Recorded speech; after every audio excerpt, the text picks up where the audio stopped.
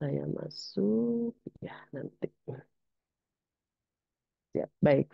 Assalamualaikum warahmatullahi wabarakatuh. Waalaikumsalam Waalaikumsalam warahmatullahi warahmatullahi wabarakatuh. wabarakatuh. Alhamdulillah, sudah ada suara-suaranya ya Bapak Ibu. Baik, terima kasih Bapak Ibu. Hari ini kita bertemu kembali untuk sesi satu setelah UTS ya Bapak Ibu, setelah UTMK untuk mata kuliah akomodasi usaha akomodasi pariwisata. Pada tanggal 15 Mei hari ini, Alhamdulillah, mohon maaf bergeser dari Senin ke hari ini karena ada satu agenda yang tidak dapat skip. Baik, pastinya selalu kita awali pertemuan kita dengan basmalah. Bismillahirrahmanirrahim. Insya Allah apa yang kita obrolkan ini pastinya mendapatkan tambahan perspektif untuk kita semuanya. Bapak Ibu sharing, saya sharing, semua kita bertemu untuk menambah perspektif. Kemudian pastinya dapat diimplementasikan pada karir Bapak Ibu dan kita semua ke depannya. Amin ya Rabbal Alamin. Bapak Ibu, hari ini sesinya adalah topiknya usaha akomodasi pada destinasi pariwisata. Jadi sengaja saya mengurainya silabus ini tentang usaha akomodasi pariwisata ini ada tatanan dari perizinannya waktu pertama, kerangka besarnya dari undang-undang masuk ke perizinan usaha berbasis risiko sektor pariwisata, lalu masuk lagi ke standar usaha pariwisatanya, checklistnya dan tata kelolanya sampai ke budgetingnya. Kemudian yang ketiga adalah usaha akomodasi pada ekosistem pariwisata yang sudah ada di UTMK, di UTS itu. Bapak Ibu terima kasih sekali sudah submit. Bagi yang belum submit masih ada, saya buatkan lagi perpanjang sampai 18 Mei. Kemudian untuk hari ini adalah kita akan masuk usaha akomodasi pariwisata pada destinasi pariwisata. Kemudian besok adalah masuk kepada usaha akomodasi pada strategi pemasaran. Lalu yang terakhir adalah usaha akomodasi pada model bisnis dan kerjasamanya. Jadi supaya lengkap semuanya usaha akomodasi Bapak Ibu bisa perspektifnya utuh begitu.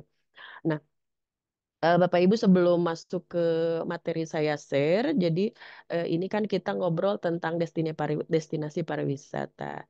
Saya harap kita semua clear kan lagi tentang definisi atau pengertian-pengertian yang lalu kita udah ngobrol antara wisata apa, pariwisata apa. Jadi kata dasar berarti aktivitasnya wisata, terus pari itu beragam-ragam, kemudian usaha pariwisata, lalu payung besarnya adalah industri.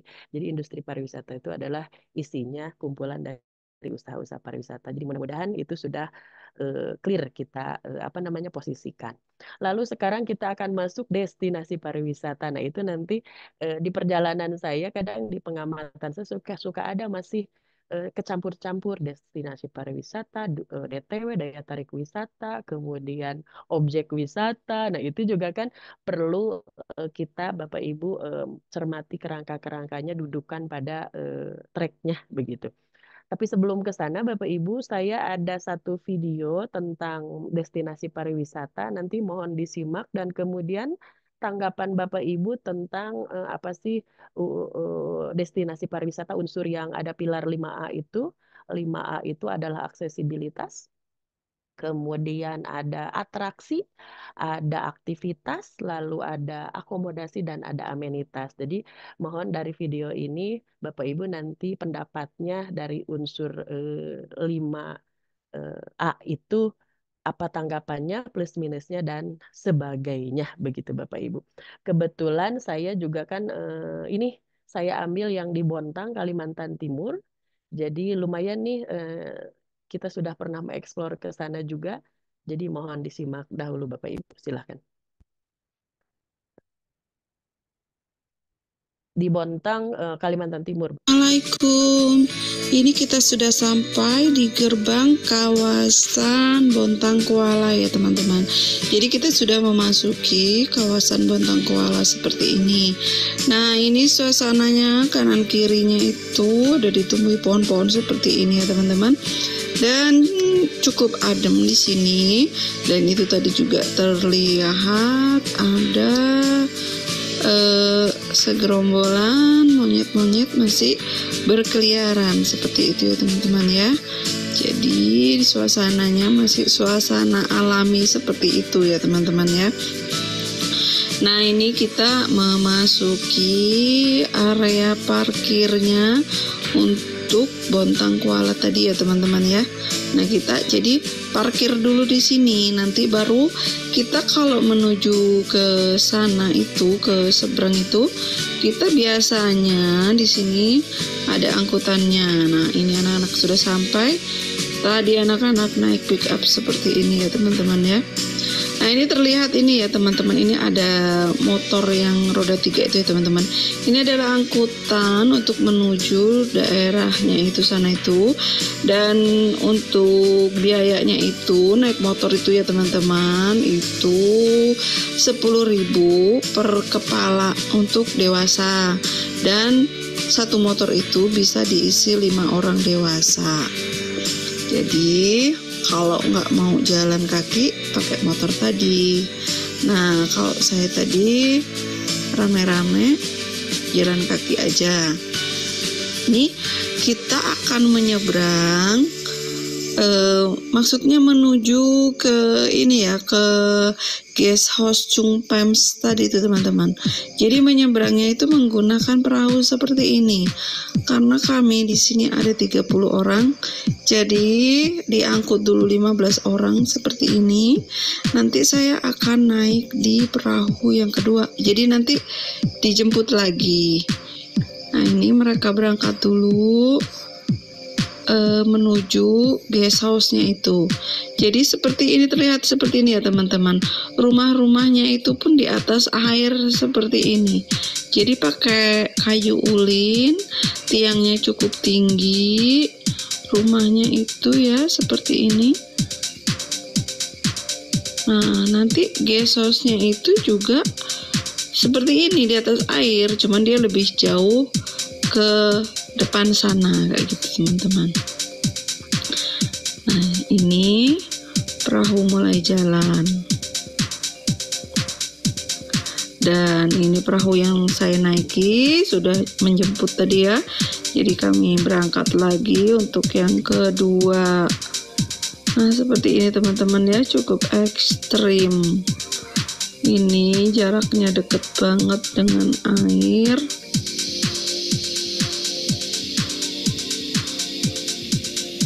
Udah nggak berani gerak di sini teman-teman. Jadi kita lewat di samping rumah-rumah orang seperti ini ya teman-teman ya, kelihatannya. Nah, ini sudah mulai deket tempatnya, udah kelihatan. Dan di sini itu adalah semacam guest house gitu. Jadi semuanya di atas air seperti ini bangunannya itu. Nah, ini kita akan menuju guest house Chung Pems itu ya teman-teman. Udah kelihatan itu ya, yang warna hitam itu, dan itu yang kelihatan hijau itu musolanya. Nah, sudah dekat.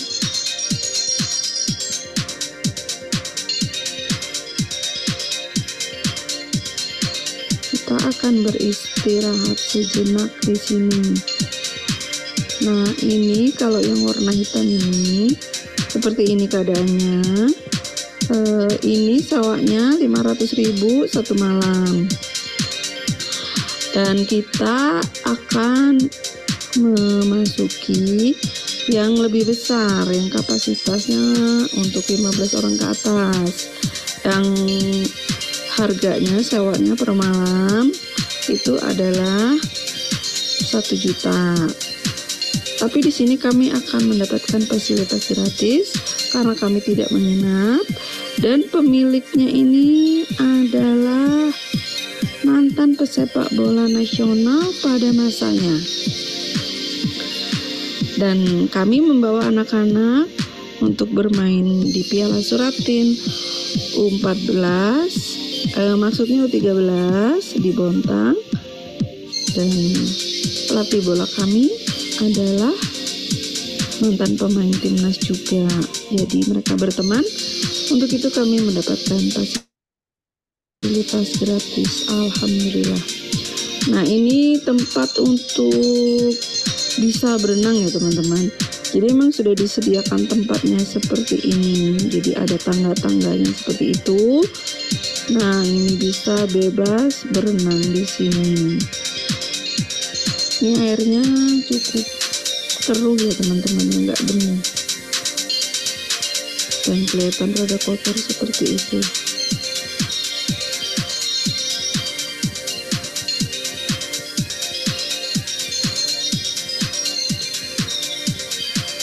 Di sini juga ada fasilitas untuk memancingnya. Jadi ada tempat untuk memancingnya juga. Ada juga di depan guest house-nya itu ada tempat untuk bersantai seperti itu.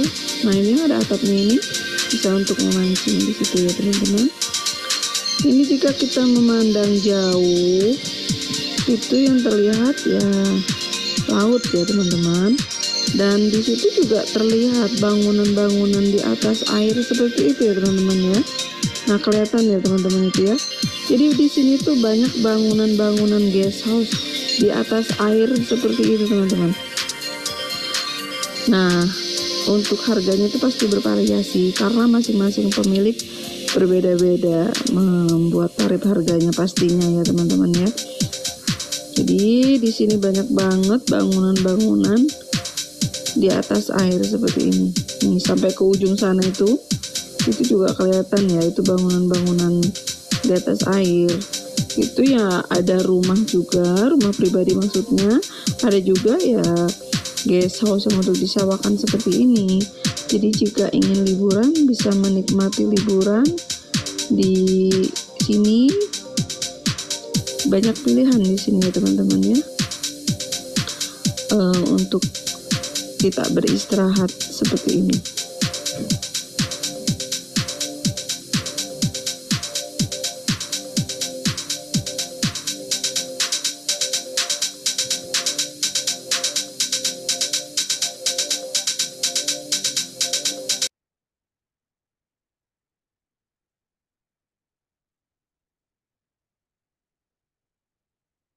Baik, Bapak Ibu, tadi saya sampaikan dulu video yang dari Bontang, Koala, Kalimantan Timur. Jadi itu tuh termasuk ke destinasi pariwisata. Nah, pendapat Bapak Ibu tentang 5A yang akan kita bahas malam ini. Boleh yang barangkali yang sudah pernah ke sana ke Bontang. Tadi yang miss itu adalah tadi setelah dari terminal kan ada tuk-tuk gitu ya kayak bajai gitu isinya 5 orang, 10.000 per orang. Biasanya pakai itu nanti melewati rumah-rumah penduduk di atas air. Jadi kayak satu RT gitu ya, panjang berapa kilo. Nah, kalau tadi kan dia jalan kaki, katanya kan 30 orang. Jadi lumayan sih berapa ke sana. Tapi kalau yang tidak mau jalan tuh lumayan juga panas ya. Jadi pakai tuk-tuk itu serunya itu kiri kanannya itu kayak gang gitu kalau di rumah kita tuh gang. Ke kiri kanannya adalah rumah di atas air. Jadi sensasinya ada di sana. Monggo tanggapan Bapak Ibu tentang destinasi pariwisata yang di Bontang Koala tersebut, villa di atas air. Lebih tepatnya adalah itu adalah bukan pantai lagi, laut sebetulnya Bapak Ibu. Jadi bagaimana tanggapan Bapak Ibu tentang destinasi pariwisata villa di atas air Bontang Koala tersebut dari sisi 5A pilarnya. Monggo Bapak Ibu. Ada yang berkenan buka mic-nya? Pak Angga, Pak Denny, Bu Wahyuni, monggo atau siapapun. Silakan Bapak Ibu sebelum kita masuk ke topik paparan, jadi langsung kita case-nya ada unik nih di Bontang gitu ya. Kira-kira kekurangan, kelebihan atau unsur 5A-nya di mana? Monggo Bapak Ibu. Pak Gibson mau Pak Gibson atau Pak Ubay? Saya absen loh. Ya, Bapak Ibu terdengar suaranya? Monggo. Pak Wawan Darmawan, mangga Pak Wawan. Di Soreang ada laut-laut begitu atau tidak? Monggo Pak Hendrikus, Pak Ihwan. Ini punten yang HP boleh di rename ya Bapak Ibu. Ada yang masih HP kalimatnya. Monggo, ada yang berkenan buka mic? Bu Wahyuni? Bu Wahyuni? Monitor Bu Wahyuni? Iya Bu, Wilujeng Wengi. Assalamualaikum warahmatullahi Wilujeng. wabarakatuh. Waalaikumsalam. Bu Wahyuni mah nggak tanggapannya tentang destinasi yang tadi di Bontang Kuala Villa di atas air. Apapun pendapat Ibu silahkan saja, mangga. Baik Bu, kalau dari yang saya lihat tadi ya cukup unik ya Bu ya. Mm-mm. Sangat sangat apa? Bahkan sangat menjual lah untuk pariwisata asing intinya terutama. Unik kalau yang Mm-mm. saya lihat Bu. Soalnya kan jarang-jarang ya guest house di atas air begitu gitu kan. Iya, betul. Mm-mm. Jadi tadi saya terpesona, pengen ke sana. Langsung ke sana. Iya, Itu aja sih Bu, kalau yang dari saya lihat. siap. Kalau bayangan Bu Wahyuni kalau pas ke sana memang berani Bapak Ibu naik perahu gitu, Nah, terus itu dia, Bu, langsung menginap masalahnya. di atas villanya di atas air. Apa yang kira-kira ditakuti? Apa yang bikin nyaman Bu Wahyuni menurut Ibu? Kalau dari segi nyaman sih pasti nyaman ya karena kita ada di tempat baru, suasana baru. Cuman ya itu Oh, sih, kalau untuk saya pribadi ya mungkin kendalanya itu transportasi menuju ke sana. Apalagi yang kita usia saat ini ya Bu ya gampang merinding gitu. eh. Siap. Jadi adu nyali ya Bu Wahyuni ya. Siap. Baik Bu. Betul Terima Bu, kasih Bu. agak-agak adu nyali. Adu nyali Boleh sih ya kita lihat. umur-umur kita. Mm-mm. Siap. Kira-kira kalau Ibu ke sana, Eh, kira-kira kalau Ibu ke sana tepatnya untuk momen apa ya? Apa keluarga atau dengan geng aja? Menurut Ibu, geng atau istilahnya komunitas Ibu? dengan ya betul. Dengan komunitas asik sih dengan teman-teman. Dengan keluarga juga masuk juga sih Bu. Apalagi kalau Masuk sama juga. kita sama anak-anak ya bisa mengedukasi juga. Iya ke anak-anak. Eh, siap. Untuk keluarga, anak-anak berarti ada unsur Kasih edukasinya ya. Mm-mm. betul. Siap, siap. Baik, terima kasih Bu Wahyuni. Ya Ya. sami-sami Terima Bu. kasih, Bu. Baik. Nah, Bapak Ibu tadi dari percakapan dengan Bu Wahyuni itu berarti kan terpikir bahwa seorang Bu Wahyuni itu ceritanya kan anggap dari perspektif wisatawan nih. Oh, pas ke sana tuh ternyata ada uniknya, ada sensasinya, tapi nyamannya sejauh mana, tapi ternyata ada ketakutan atau kekurang pedean, apakah aman atau tidaknya gitu. Kemudian secara segmen, oh berarti bagus juga buat keluarga karena unsur edukasinya gitu. Tapi tadi ada tersiratnya adalah berarti ada uniknya, ada experience ya pengalaman, lalu ada edukasinya. Itu yang tercetus dari percakapan dengan Bu Wahyuni. Boleh satu lagi Bapak Ibu? Barangkali dari perspektif lain atau tambahan untuk 5A, mangga. Halo. Boleh? Pak Martua, mangga. Pak Martua Togi Sima Cupang. Baik, silahkan Pak. Selamat malam Bu. Malam Pak, mangga. Kebetulan Mm-mm. saya memang ke tempat itu belum, tapi Heeh. secara garis besarnya antara di Kalimantan Selatan juga pernah ada seperti itu. Tepatnya Mm-mm. di daerah Kota Baru itu kalau yang mereka naiki itu kalau di Kalimantan Timur dinamakan balapan.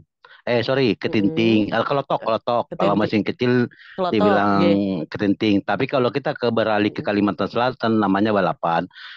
Itu sangat Mm-mm. menggunakan mesin dompleng ya. Dan Mm-mm. dari segi kenyamanan, tantangan dan segala macam memang uji nyali lah. Karena kan dia Mm-mm. kecepatan.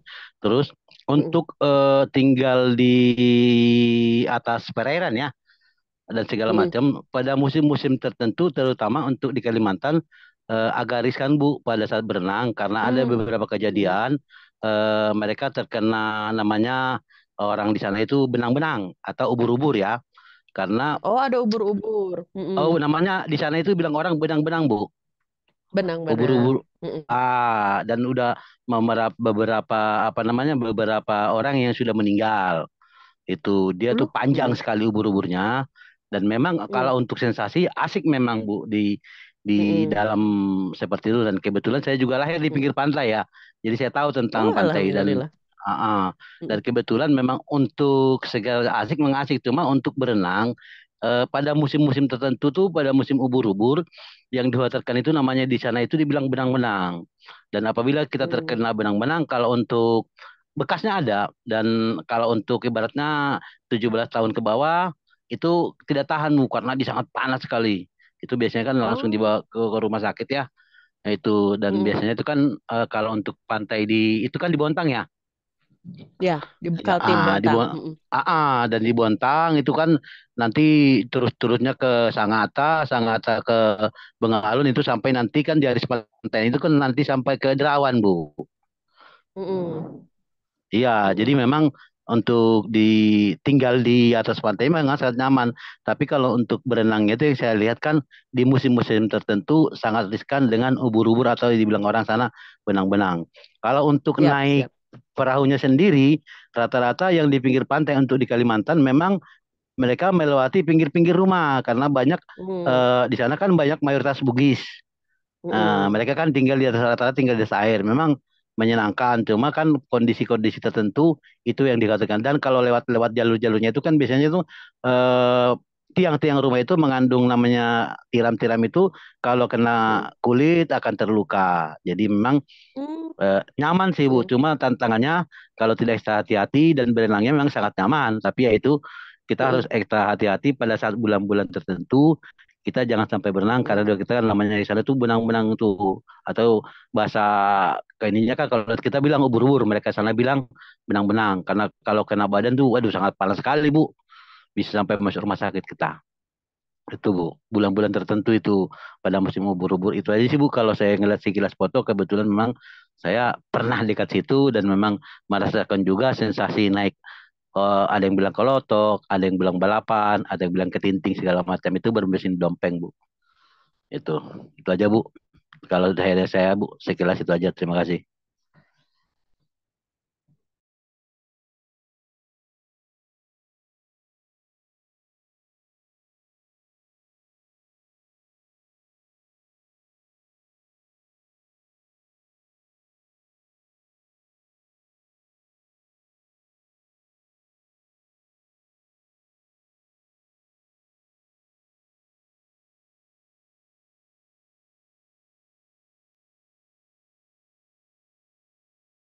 Ya, terima kasih Pak Martua. Maaf, barusan saya terpental Pak Martua. Siap, saya kembali lagi Pak.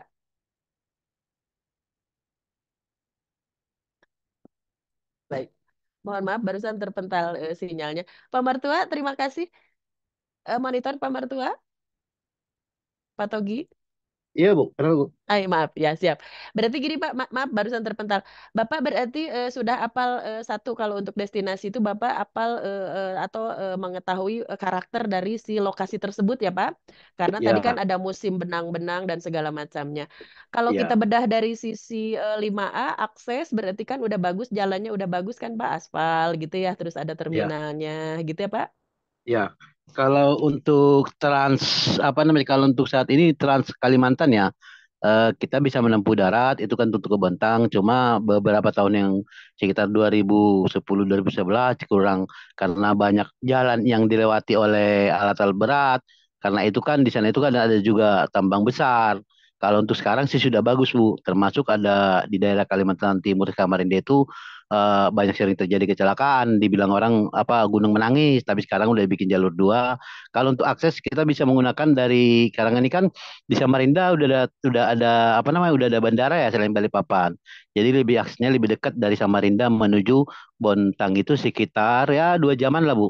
Dan ada juga Damri Bu dari Samarinda, bis Damri dari Samarinda. Atau dari bandara langsung ada bis yang menuju Bontang Bu. Iya, baik, Pak. Jadi terima kasih Pak Martua. Jadi kalau tentang K3-nya tadi Pak kalau disimak, mohon maaf ini saya pindah ke HP dulu sebentar. Gimana Pak? Maksudnya ketiga gimana Bu? Untuk Kenapa Bu? keselamatan tadi kan kalau dilihat di video tuh nggak ada warning misalnya jaga keamanan, terus ini dalamnya sekian, informasi kemudian apa ada batas berenangnya di sebelah mana nggak ada tandanya, kayak gitu informasi-informasi peringatan keamanan begitu Pak. Dilarang Kayaknya loncat atau bagaimana atau titiknya? Gimana kira-kira karena menurut Bapak? kalau menurut saya kan itu kan dikelola oleh pribadi kayaknya Bu ya. Atau belum Ah, bersinggungan dengan pemerintah ya biasanya kan sistemnya kan masih Ya belum lah, karena kan kita ngeliat dari videonya kan tentang keselamatan berenang, belum ada batas Belum ada. berenangnya, belum ada Mm-mm. ibaratnya harusnya kan menggunakan transportasi yang standar yang menggunakan keselamatan kerja di mana kita harus menggunakan pada saat seharusnya kan pada saat kita berkendara di air kita kan menggunakan namanya pelampung atau jaket pelampung itu kan tidak ada berarti sangat riskan apabila temannya kapal atau perahu itu bocor segala macam sangat riskan ya Bu ya kalau tentang keselamatan Betul. pekerjanya karena tidak ada yang mereka memakai pelampung kan Bu tuh Iya, betul. kedua kedua, pada saat mereka berenang kan tidak menggunakan apa namanya alas kaki itu sangat riskan. Tentunya apabila pantai itu daga itu kan pantai itu kan eh, cenderung ada yang namanya binatang seperti bulu babi itu yang sangat riskan juga Bu. Kalau kita berenang di itu kan bukan pantai ya. Maksudnya kalau pantai kan ada pasirnya itu sudah masuk ke dalam. Itu riskan juga Bu kita berenang terkadang kan kita berenang ke bawah telapak kaki kita kena apa bulu babi dan mungkin juga serangan hewan buas, ikan hiu dan segala macam, Bu. Itu aja sih tentang keselamatan dari bahayanya sih, Bu, yang saya pernah rasakan kena bulu babi gimana gitu, Bu. Mm-mm. Siap, Itu. siap, siap. Baik, baik. Baik, terima kasih Pak Martua. Bapak Ibu mohon maaf sekali ini ada gangguan teknis. Jadi saya mohon Bapak Ibu untuk materi dapat membukanya di apa namanya? Di handphone, tapi boleh nanti saya guide-nya jadi tidak ada belum ada saya masuk di apa namanya? Di screen. Di screen ya Bapak Ibu, bentar. Jadi Bapak Ibu saya sambungkan aja langsung mohon maaf sekali nanti suaranya saya mute sebentar yang ini. Baik. Jadi mohon maaf, saya tidak tayang screen-nya. Ini ada gangguan. Jadi langsung saya lead saja, Bapak Ibu. Jadi terima kasih Pak Martua ininya apa namanya sharingnya dan Bu Wahyuni. Jadi Bapak Ibu untuk nah tadi seperti tadi bahwa kalau kalau Bapak Ibu apa namanya melihat destinasi pariwisata itu kan berarti ada apa yang harus dipikirkan perkiraannya bagaimana, kenal enggak apa namanya karakteristik dari si destinasi itu, kemudian tadi sensasi apa, nyamannya apa, keunikannya apa, manfaatnya apa buat kalau seorang wisatawan berkunjung ke sana. Secara mudahnya sebetulnya tadi sudah tergambar dari Bu Wahyuni dan Pak Martua memang satu bahwa ada tingkat sensasinya atau keunikannya dengan pola budaya masyarakat di sana rumah di atas laut begitu ya. Tapi memang ada tantangannya atau kekurangannya adalah di tentang ketiganya. Jadi keselamatan keamanannya yang agak kurang baik itu dari sisi peringatan maupun dari alat-alatnya. Nah, barangkali itu karena alasannya dikelola oleh pribadi atau oleh perseorangan, tapi kalau sudah mengetahui standar usahanya, ya harusnya lebih lebih tertata lagi standarnya, barangkali itu ya. Jadi Bapak Ibu langsung saya masuk lagi ke materi, tapi mohon maaf tidak dapat screen share lagi. Jadi hari ini, malam ini adalah kita akan bicara tentang usaha akomodasi pada destinasi pariwisata. Kemudian topiknya adalah destinasi pariwisata berkelanjutan dan topik kedua adalah pilar 5A yaitu atraksi, aktivitas, aksesibilitas, akomodasi dan amenitas. Itu yang akan kita bahas. Pertama Bapak Ibu boleh Bapak Ibu sambil buka apa namanya materinya tapi saya lihat juga dalam suara saya ya audio. Kemudian patokan untuk destinasi itu Bapak Ibu ternyata ada peraturannya, istilah bukan patokan ya pedoman ya, di peraturan Permen Parekraf nomor 9 tahun 2021 tentang pedoman destinasi pariwisata berkelanjutan. Jadi tentang destinasi pariwisata itu sudah ada pedomannya Bapak Ibu. Yang tadi nomor 9 tahun 2021 di dalamnya pasti ada aturan-aturan ketentuannya begitu. Ini kenapa saya masukkan dulu destinasi pariwisata berkelanjutan karena kita akan memposisikan apa sih fungsi peran akomodasi di destinasi itu gitu. Nah, untuk diketahui Bapak Ibu bahwa di Permen Parekraf itu adalah pembangunan kepariwisataannya kan tercermin dari Undang-Undang yang 10 tahun 2009 ya masih tentang kepariwisataan bahwa kepariwisataan kita Indonesia itu adalah diwujudkan melalui pelaksanaan perencanaan pembangunan kepariwisataan dengan memperhatikan keanekaragaman kemudian keunikan dan kekhasan budaya serta alamnya. Kemudian untuk memenuhi kebutuhan manusia untuk berwisata. Jadi ada keanekaragamannya tadi, keunikan dan kekhasan budaya dan alamnya itu secara termaktub dalam Undang-Undang Kepariwisataan. Lalu Bapak Ibu di Permen Destinasi Pariwisata itu daerah tujuan pariwisata nih, daerah tujuan pariwisata yang selanjutnya disebut destinasi pariwisata. Jadi sekarang mulai nih, destinasi pariwisata adalah kawasan geografis yang berada dalam satu atau lebih wilayah administratif yang di dalamnya terdapat daya tarik wisata, terdapat fasilitas umum, kemudian ada fasilitas pariwisata, lalu ada aksesibilitas, serta masyarakat yang saling terkait dan melengkapi terwujudnya kepariwisataan. Jadi Bapak Ibu destinasi pariwisata itu berarti kan wilayah ya, kawasan geografis dalam wilayah administratif, di dalamnya ada unsur DTW, daya tarik wisata, fasilitas umumnya, fasilitas pariwisatanya, aksesnya serta masyarakatnya. Jadi bisa jadi destinasi pariwisata itu ada di dalam satu kota kabupaten, ada perbatasan atau ada didapat oleh dua kabupaten, bisa jadi gitu Bapak Ibu. Itu tentang geografisnya ya, letaknya. Kemudian, nah, destinasi pariwisata itu berarti kawasan geografisnya dalam satu kewilayahan, di dalamnya ada unsur itu daya tarik wisata.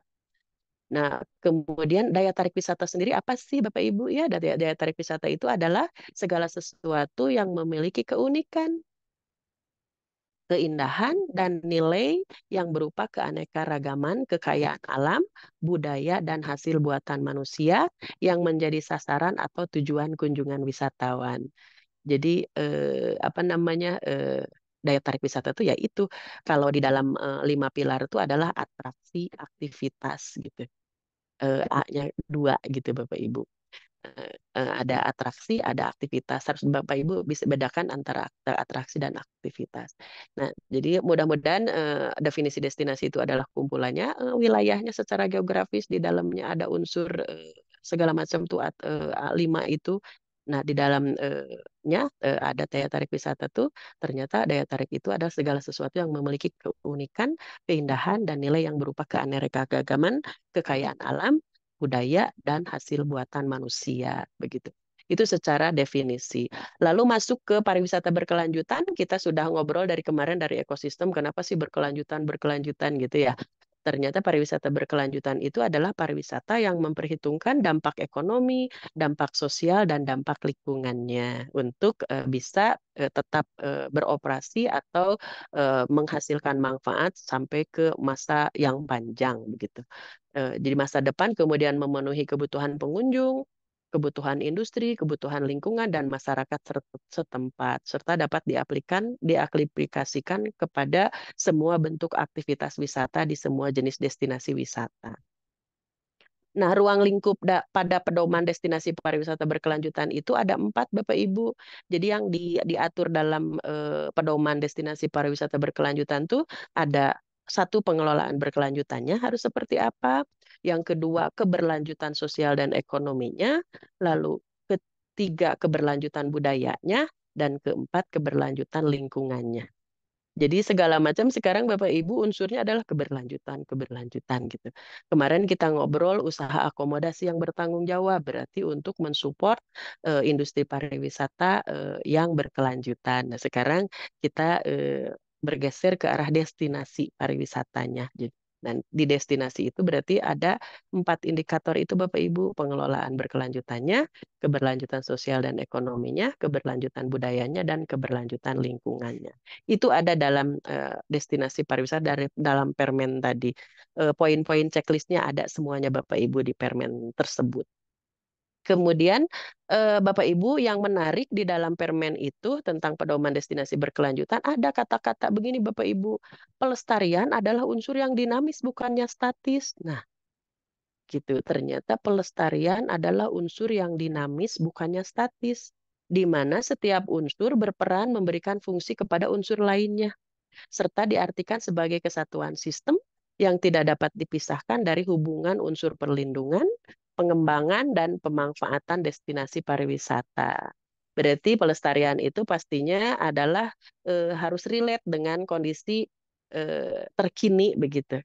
Kalau apa yang sekarang zamannya digital berarti ya harus mengikuti unsur keberlanjutannya begitu. Jadi bukan berarti kaku terus ke jadul atau ke eh, apa namanya jadi kaku apa eh, istilahnya lestari lestari apakah bisa mengikuti perkembangan zaman atau tidak. Nah, ternyata di dalam pedoman itu pelestarian adalah unsur yang dinamis bukannya statis. Nanti mohon juga pendapat Bapak Ibu tentang kata-kata ini ya dalam implementasinya atau pendapat Bapak Ibu. Kemudian dalam keberlanjutan ini ada badan-badannya Global Sustainable Tourism Council, Bapak Ibu, yaitu badan independen internasional yang menetapkan dan mengelola standar pariwisata global dengan tujuan untuk meningkatkan pengetahuan pariwisata berkelanjutan dan praktek antara para pemangku kepentingan publik dan swasta. Jadi ada indikatornya Bapak Ibu. Indonesia ini sekarang ke 117 ke 3 ke 37 dari 117 Bapak Ibu kalau untuk di kelestarian ya. Kemudian selain dari Global Sustainable Tourism Council, ini ada Travel and Tourism Development Index TTDI. Adalah publikasi yang dirilis oleh World Economic Forum yang telah diterbitkan 2 tahun sekali selama 15 tahun terakhir ini. Nah, TTDI ini mengukur serangkaian faktor dan kebijakan yang memungkinkan pembangunan sektor perjalanan dan pariwisata yang berkelanjutan dan kuat. Selain itu juga dapat berkontribusi pada pembangunan suatu negara.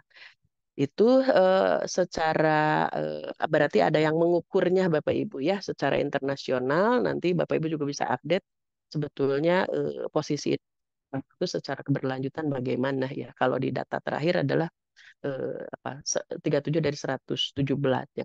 Kemudian di dalam pedoman destinasi berkelanjutan itu juga ada kriteria destinasi pariwisata berkelanjutan. Nah, kriterianya itu bisa ditempatkan di berbagai lokasi karena tadi destinasi kan ada wilayah geografis ya Bapak Ibu.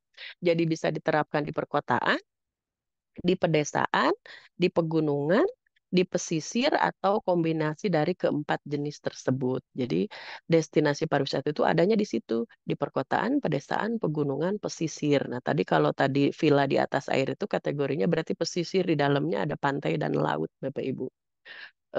Kemudian kriteria yang diterapkan pada destinasi berskala besar dan skala kecil, kemudian kalau secara wilayah administratifnya berarti ada di kota, kabupaten, atau kawasan begitu ya Bapak Ibu. Itu lokasinya bisa di kota, wilayahnya bisa kota, kota madya atau di kabupaten atau di kawasan. Bisa jadi berbatasan atau dalam dua administratif gitu ya. Kemudian dalam skala kecil dapat diterapkan destinasi ini pada Taman Nasional. Tuh Bapak Ibu, ternyata Taman Nasional tuh bisa tentang pedoman destinasi pariwisata ini persepsinya atau definisinya bisa diimplementasikan di Taman Nasional atau di desa wisata atau di komunitas lokal. Nah, kita akhirnya muncul tuh desa wisata Bapak Ibu. Berarti desa wisata itu adalah diterapkan destinasi pariwisata yang berada di pedesaan. Jadi berupa desa wisata. Kita ingat destinasi tadi wilayah geografis yang di dalamnya ada rektorat umum, ada fasilitas umum, ada fasilitas pariwisata dan lainnya gitu. Nah, itu Bapak Ibu tentang destinasi pariwisata. Kemudian kriteria destinasi pariwisata berkelanjutan ini terbagi dalam 4 kriteria ya Bapak Ibu. Tadi kan 4 indikator ya 4 kriteria pengelolaan berkelanjutan. Di dalamnya ternyata struktur dan kerangka pengelolaannya bagaimana, lalu keterlibatan pemangku kepentingannya bagaimana, lalu mengelola tekanan dan perubahan, tuh, Bapak Ibu. Ternyata ada unsur kita juga harus memikirkan mengelola tekanan dan perubahan. Wis, gaya sekali ini. Tekanan dari mana? Perubahannya pasti ada unsur budaya, ada sosial, ada ekonomi. Nah, itu pasti unsurnya dari situ. Kemudian bagian B, keberlanjutan sosial dan ekonomi adalah langkahnya berarti memberikan manfaat ekonomi lokal, kemudian berdampak kepada kesejahteraan dan sosialnya. Kemudian yang keberlanjutan budaya adalah melindungi warisan budayanya. Kemudian terdapat situs budaya yang dapat dikunjungi. Kemudian bagian D-nya, kriteria D adalah keberlanjutan lingkungan Bapak Ibu. Jadi lingkungan ini berupa konservasi warisan alam, kemudian pengelolaan sumber daya, dan pengelolaan limbah dan emisi. Tuh, ada pengelolaan limbah dan emisinya Bapak Ibu ternyata begitu. Nah, Bapak Ibu monggo ada yang berpendapat atau tentang tadi pelestarian adalah dinamis bukan statis, kemudian tentang apa kriteria di sini ada pengelolaan berkelanjutan terus mengelola tekanan dan perubahan. Boleh ada yang berpendapat Bapak Ibu? Eh, Seperti kemarin pendapat di UTS kan Bapak Ibu bagaimana tantangan dan peluangnya untuk kalau Bapak Ibu mau membuat usaha akomodasi atau hotel gitu ya. Ternyata kan banyak Bapak Ibu indikatornya. Terima kasih sekali dan pemikirannya. Boleh Bapak Ibu tentang destinasi ini? Di sini ada kata-kata mengelola tekanan dan perubahan. Nih, dalam pengelolaan berkelanjutan itu ternyata ada mengelola tekanan dan perubahan. Maksudnya seperti apa ya Bapak Ibu? Boleh bersharing pemikiran Bapak Ibu? Kita ngobrol saja karena skrinnya tidak dapat saya tayangkan. Monggo. Ada tadi Pak Martua sudah. Boleh Bapak Ibu mengelola tekanan dan perubahan nih di destinasi atau Bapak Ibu mau bercerita destinasi yang Bapak Ibu diami sekarang misalnya di Kembosnya atau di mananya, di rig atau di darat atau di offshore atau onshore monggo Bapak Ibu. Kira-kira persepsi kata mengelola tekanan dan perubahan itu untuk berkelanjutan, persepsinya seperti apa, Bapak Ibu? Monggo, Pak, Bu.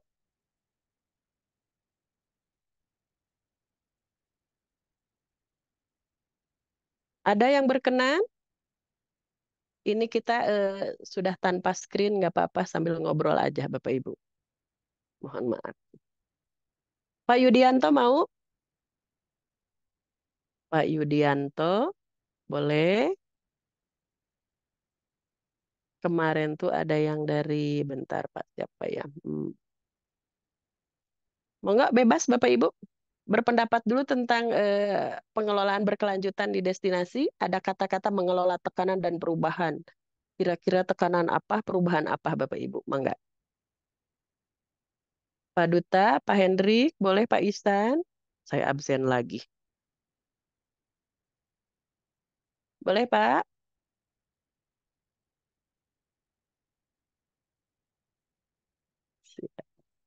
Bu Vivi, izin Bu Vivi, berkenan buka mic Bu? Selamat malam Bu Ade. Aduh, Punten ini saya alhamdulillah. sinyalnya mungkin agak on and off ya Bu, karena saya lagi Nah, di luar kota oh nih. gitu. Oh siap. Tapi Ya, Ibu berkenan menanggapi barangkali ini saya juga ini lagi ini sinyalnya kurang merestui tapi nggak apa-apa. Bu Vivi tentang berkelanjutan barangkali ada pengalaman ya atau pengamatan? mungkin Siap. mungkin kalau untuk pariwisata berkelanjutan Bu, kalau memang Oke. mungkin bisa share itu kan biasanya dia kita ngomongin untuk perubahan pariwisata berkelanjutan. Jadi misalnya kayak ada beberapa dampak Bu lingkungan, sosial, budaya kayak tadi Ibu bilang ya Bu ya. Mungkin saya bisa ngambil contoh kebetulan saya kan lagi di daerah Sumatera nih Bu. Nah, perubahan kayak pariwisata berkelanjutan itu di mana kalau di sini itu kita ada satu taman Bu, namanya itu Punti Kayu. Jadi itu memang sebenarnya adalah satu destinasi hutan kota yang berada di Palembang, tetapi memang awalnya itu bagus Bu. Awalnya itu bagus, dia punya mini zoo, dia punya hutan kota, dia punya arena bermain, dia punya semuanya Bu. Nah, apa namanya dibangun oleh pemerintah itu untuk memang salah satu wisata alam yang berada di kota. Nah, mungkin kalau semisalnya kita ngomong tekanan dan perubahan ya Bu, dari tempat yang amat sangat bagus karena memang banyak orang-orang yang mungkin saya bisa bilang dia tidak bertanggung jawab untuk menjaga lingkungan. Jadi kayak tamannya tuh Bu, harusnya dia bagus, ditata itu diinjak sama orang. Jadi akhirnya tamannya jadi apa ya Bu ya?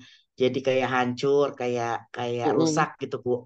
Kemudian apa namanya di sana tuh juga ada sebenarnya tata cara untuk kita gimana sih cara nanam pohon. Jadi untuk Mm-mm. anak-anak yang muda-muda. Nah, Mm-mm. memang itu kalau menurut saya, Bu, kalau kita mau ngomongin untuk tekanan dalam pariwisata berkelanjutan itu bagaimana kebetulan karena ini hutan kota, maka Mm-mm. bagaimana pemerintah itu bisa menjaga aset yang dipunyai oleh pemerintah supaya Mm-mm. bisa menjadi lebih baik lagi. Tetapi yang Mm-mm. terjadi di sini masalahnya adalah pemerintah masih belum maksimal untuk menjaga Mm-mm. aset yang ada di Kota Palembang, sehingga Mm-mm. tekanan-tekanan yang harusnya dia bisa menambah aset untuk bisa mengurangi populasi polusi udara, ini Mm-mm. jadi akhirnya tidak tidak apa ya Bu, tidak kelihatan gitu Bu. Kenapa? Karena Mm-mm. pemerintahnya tidak sanggup untuk menjaga Mm-mm. masyarakatnya yang datang ke sana mungkin karena harga masuknya murah. Jadi juga Mm-mm. orang-orang yang datang kelihatan ya Bu, Mm-mm. marketnya seperti apa, Segmennya. dan Mm-mm. akhirnya mereka harusnya bisa menjaga malah merusak Bu. Mungkin itu Mm-mm. yang terjadi di Palembang ya Bu ya. Jadi sekarang kita Siap, siap. akhirnya punya hutan kota, tapi ya hutan kota yang nggak bisa dibilang hutan kota juga Bu, karena ancur di mana-mana. Oh, lo siap. Hutan kota itu Bu, berapa hektar atau lega nggak? Itu kan jadi jantungnya Wah kota lah ya, paru-parunya. itu Mm-mm. itu saya nggak tahu Bu, mungkin lumayan besar ya Bu, 2, 3, 4 hek, Ah, ya sekitar segitulah Bu. Karena itu oh, lumayan siap. lumayan besar Bu, lumayan besar itu Mm-mm. tempatnya. Dan dia ada berbagai macam apa namanya destinasi di situ. Selain Hmm, selain hutan kota juga ada mini zoo juga sebenarnya Bu. Jadi iya, lumayan iya. luas Mm, tempatnya. mm, Mm-mm. mm, mm, mm. Berarti kayak Hutan Raya Juanda kalau di Bandung mah Tahura ya, Taman Hutan Ya, Raya Juanda nggih. Kalau di Bogor benar, berarti benar. Taman Tapi agak lebih Kebun Raya. besar. Oh, gaya di Palembang ya. Berarti kalau Bu Vivi menyoroti lebih ditata kelola ya Pak? Bu, Betul, ditata kelolanya apa istilahnya alur tata kelola panduan mutu, prosedur mungkin ya sama ketertiban dalam menangani pengunjung begitu ya Bu? betul Bu.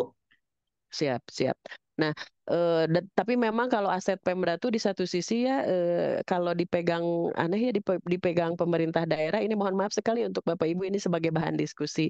Jadi satu kawasan destinasi itu ini contohnya Taman Hutan Kota yang di Palembang yang Ibu bilang atau dimanapun bila dikelola oleh pemerintah daerah kan memang identik dengan yang murah istilahnya ya, tapi akhirnya akibatnya kan ke pemeliharaannya kurang jalan, tata kelolanya kurang profesional, terus siapa aja kadang bisa masuk atau kurang tertib lah begitu.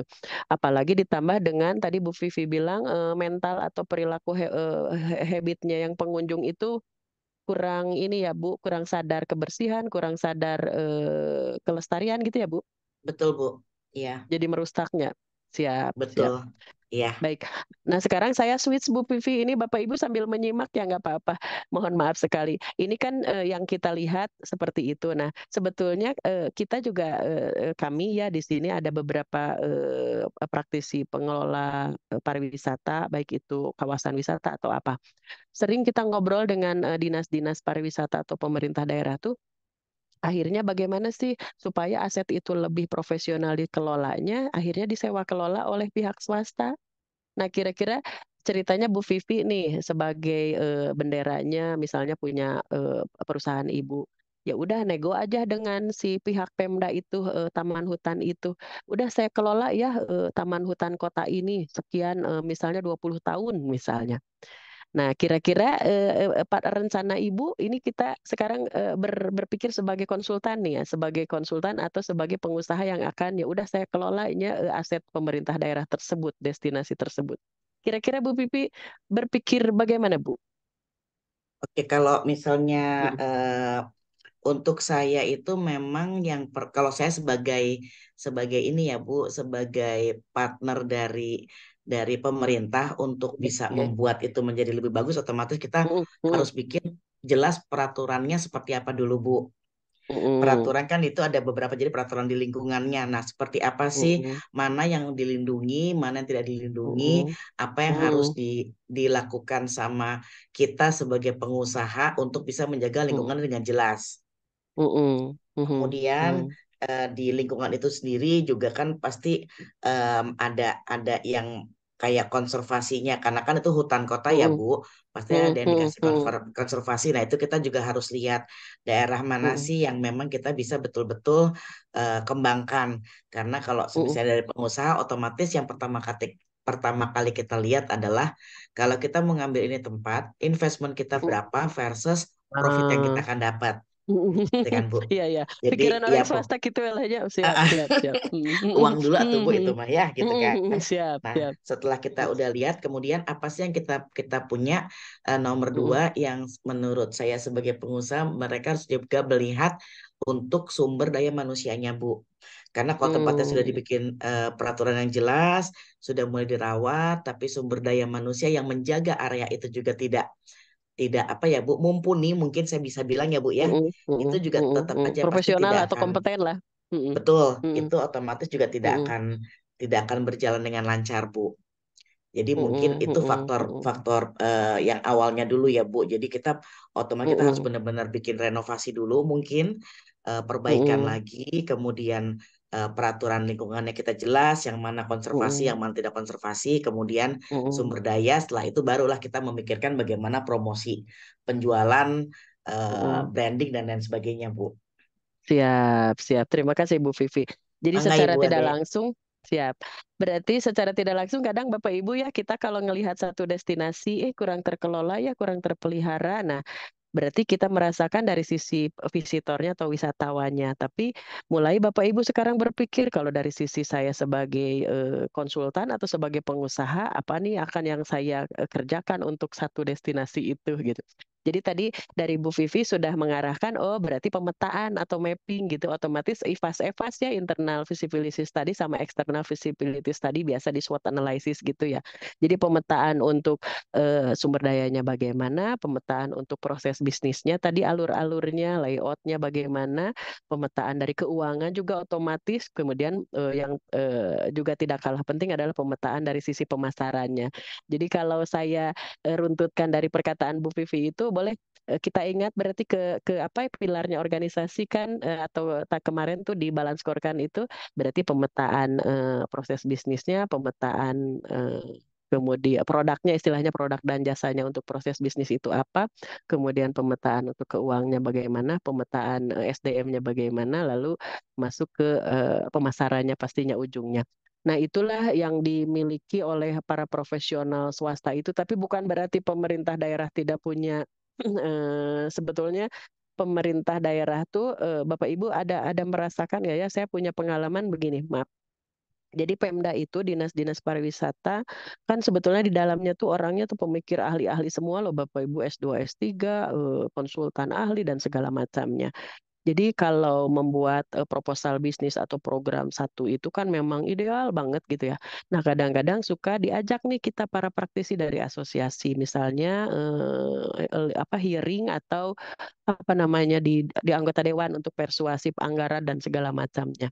Nah, kadang-kadang kalau kita dari sisi praktisi profesional itu asal jangan begini loh ini rigid gitu. Kalau kita orang swasta kan lebih ke dinamis tuh fleksibel tapi ternyata ada aturan-aturan yang harus dipatuhi oleh dari sisi Pemda baik itu Juknisnya atau DAK-nya dan anggaran dan lain-lain ternyata memang lumayan rigid gitu ya. Tapi pikiran kita sebagai orang praktisi komersil juga ya harus disinergikan dengan pemerintah daerah gitu. Kadang-kadang pemerintah daerah kan ingetnya nggak usah jualan ini untuk nutup biaya pemeliharaan aja gitu. Jadi akhirnya nggak profesional gitu.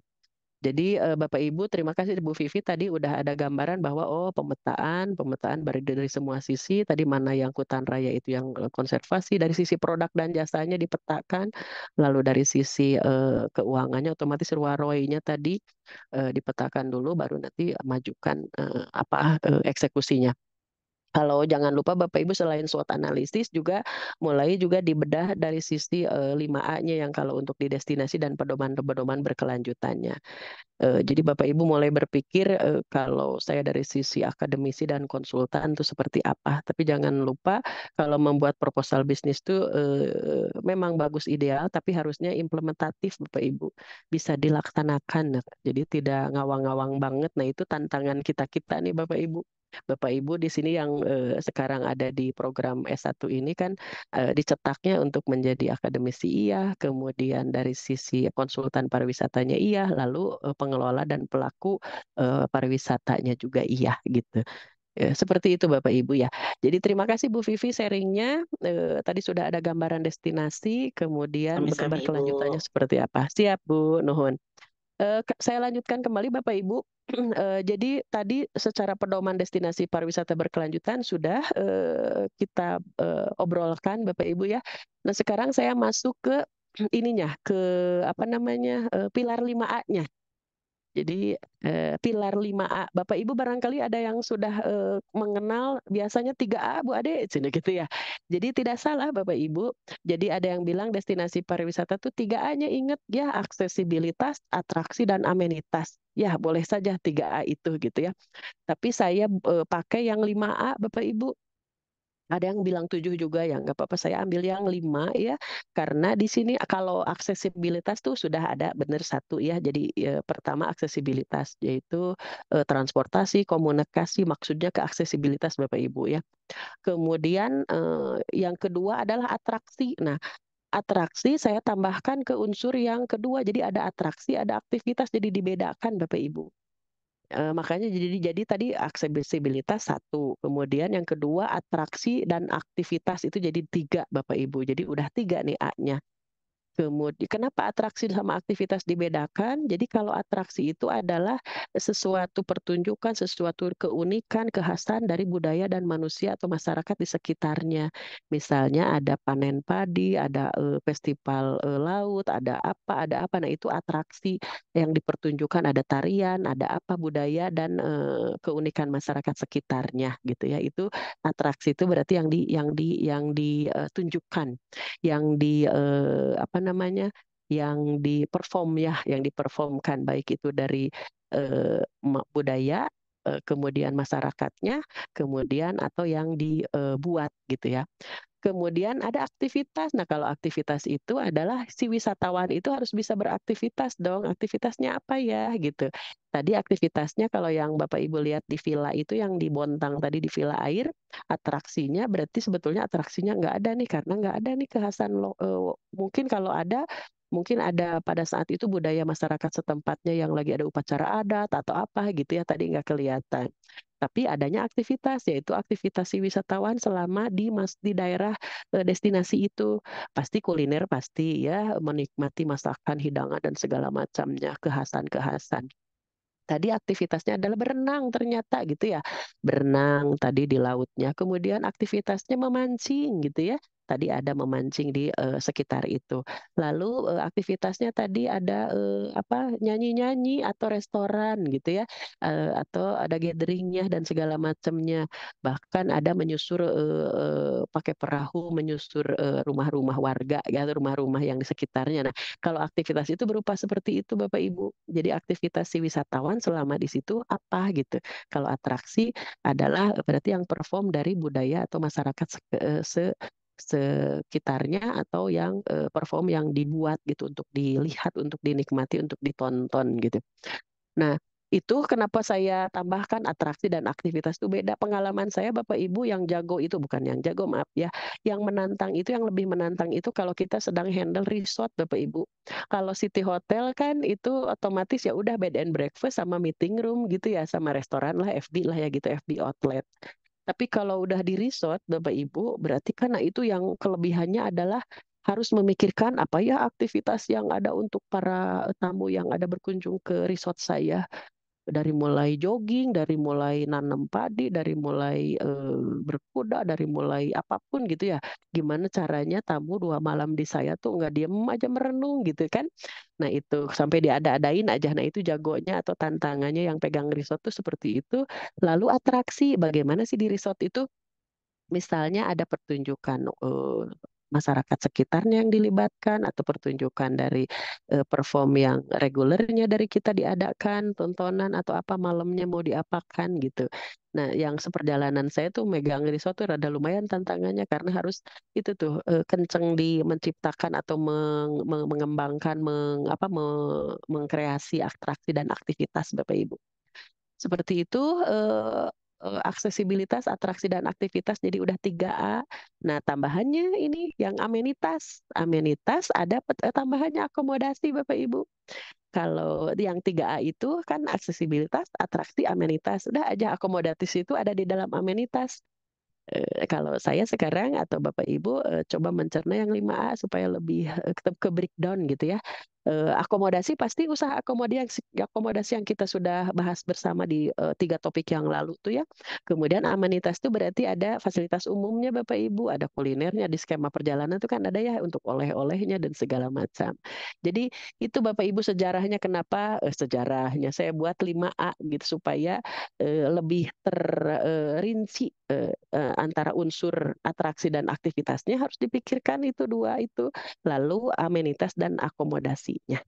Jadi amenitas tuh bisa jadi money changer Bapak Ibu, salah satunya. Kemudian otomatis resto-resto, kafe-kafe gitu, warung-warung gitu ya. Kemudian souvenir-souvenir. Kemudian fasilitas umum, ada musola, ada apa gitu kan, toilet-toilet umum gitu. Nah itu juga masuknya ke amenitas Bapak Ibu.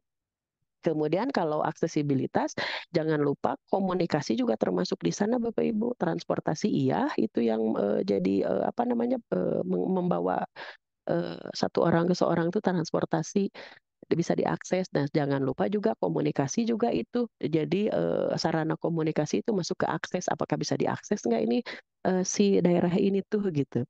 Itu Bapak Ibu. Jadi unsur 5A tuh seperti itu. Ada aksesibilitas, kemudian ada atraksi dan aktivitas, kemudian ada akomodasi dan amenitas begitu. Jadi 5 itu yang harus di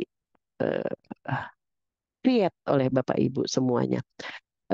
Jadi kalau di 5 itu aksesibilitas itu pasti lokasi wisata yang layak, aman, nyaman, dan dapat dijangkau ada ditempuh oleh wisatawan secara individu maupun rombongan. Dengan adanya sarana penunjang transportasi, kemudian kecuali bagi wisatawan yang adventure. Jadi kadang-kadang aksesnya justru lebih menantang sensasinya pakai jalan kaki gitu. Kalau misalnya ke gunung atau apa atau pakai tadi truk gitu ya. Kadang tidak selalu harus berupa kendaraan yang nyaman seperti bis atau apa yang bagus juga. Kadang-kadang yang lokal seperti tadi di anak-anak tadi yang di Bontang pakai truk begitu terbuka juga kadang jadi sensasi gitu Bapak Ibu. Kemudian akomodasi pastinya kita sudah ngobrol tentang macam-macam usaha akomodasi, lalu atraksi tadi sudah disampaikan bahwa itu memang atraksi atau objek wisata yang dikelola oleh pemerintah, bisa alam, bisa buatan manusia, jadi tempat dan adat dari masyarakat sekitarnya. Kemudian aktivitas itu adalah aktivitas yang layak dilakukan dengan wisatawan. Nah itu juga harus dipikirkan aman enggak gitu, dipantau keselamatannya seperti tadi ada memancing, ada menyelam, barangkali snorkeling gitu ya. Ada ski barangkali tadi kalau di Bontang tadi yang itu apakah aman enggak arusnya, apakah gitu ya. Kemudian bersantai, menyejukkan alam dan segala macamnya bisa jadi nobar mungkin gitu kan. Ada aktivitas yang harus dipikirkan untuk dinikmati oleh wisatawan selama masa tinggalnya. Lalu amenitas, fasilitas oleh wisatawan tadi sudah ada toiletnya otomatis, kemudian termasuk pasar-pasar setempat kiri kanan ada selain kuliner otomatis ada juga toko-toko souvenir begitu. Nah, Bapak Ibu itu secara 5A yang mudahnya kira-kira 5A ini kemarin kan kejadian Bapak Ibu ya bagaimana pendapat Bapak Ibu ini sekarang lagi viral nih. Kadang-kadang kalau kita tuh saya menyimak kok reaktif gitu ya.